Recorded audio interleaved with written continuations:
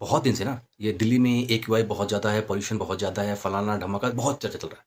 और जब सॉल्यूशन निकल के आया कि अरावली की जो परिभाषा है वही बदल देते हैं। यानी अरावली का परिभाषा का बदलने का मतलब कि जो अरावली में जो 100 मीटर से नीचे की पहाड़ियाँ हैं, उनको पहाड़ी की परिभाषा से ही निकाल दो। इससे क्या होगा? इससे ये होगा कि जो रजत शर्मा कह रहा था ना, दिल्ली कटोरी की तरह है और उसमें प्रदूषित हवाएँ ट्रैप हो जाती हैं, दिल्ली से बाहर निकल ही नहीं पाती। तो सॉल्यूशन निकला कि अरावली की पहाड़ी की परिभाषा बदल दो। अरावली में जो स्थल 100 मीटर से ऊँचा होगा, उसे पहाड़ माना जाएगा। और जो 100 मीटर से नीचे होगा उसे पहाड़ नहीं माना जाएगा। और जब पहाड़ की परिभाषा में वो आएगा ही नहीं, तो आराम से उसको उद्योगपतियों को माइनिंग के लिए दे दिया जाएगा। और जब माइनिंग के लिए दे दिया जाएगा तो वो माइनिंग करेंगे, इससे भारत की अर्थव्यवस्था का भी विकास होगा।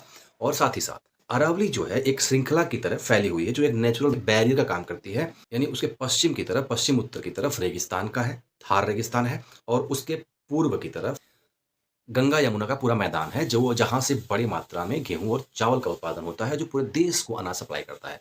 हाँ, तो जब अरावली की जो 100 मीटर से नीचे की पहाड़ियाँ हैं, उनको खनन करके खोद लिया जाएगा, यानी सरकार और बिज़नेस मिलके जब उसको खा जाएँगी, तो रास्ता साफ हो जाएगा। तो दिल्ली में जो हवाएँ फँस रही हैं, वो सीधे निकल जाएँगी, राजस्थान होते हुए पाकिस्तान में घुस जाएँगी। यानी ये जहरीली हवाएँ पहुँच जाएँगी पाकिस्तान। यानी अब पाकिस्तान के लोगों को प्रॉब्लम्स होंगी, उनके फेफड़े खराब होंगे, उनको निमोनिया होगा, उनके बच्चों को, उनके बुजुर्गों को अस्थमा होगा और दिल्ली वाले सेफ बचेंगे।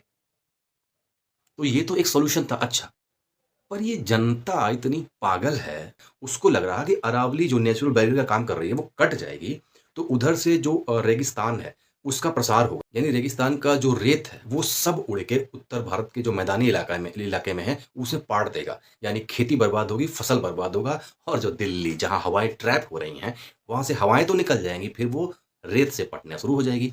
और यही नहीं, धीरे-धीरे चल के यही रेत जाके हिमालय की बर्फ के चादरों के ऊपर एक लेयर बना के फैल जाएगी। और इससे क्या होगा?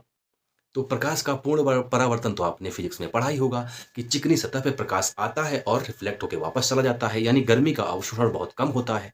तो जब ये रेत उत्तर भारत के मैदान से होते हुए हिमालय के बर्फीले इलाकों में जाके एक चादर बना के फैल जाएगी, तो सूर्य की किरणें वहाँ आसानी से अवशोषित हो पाएँगी। अब जब आसानी से अवशोषित हो पाएँगी, तो हिमालय की जो बर्फ की एरिया है, वहाँ पे गर्मी बढ़ेगा और जब गर्मी बढ़ेगा, तो बर्फ पिघलेगी और जब बर्फ पिघलेगी, तो अभी तो थोड़े-मोड़े बाढ़-वाढ़ आते हैं। आगे चल के इतने ज़्यादा बाढ़ आएँगे, इतने ज़्यादा क्लाइमेटिक कंडीशन खराब होंगी, अभी तो थोड़े-थोड़े हम आपदाओं से परेशान हैं, तब भयंकर आपदाएँ आएँगी। पर जनता तो पागल है।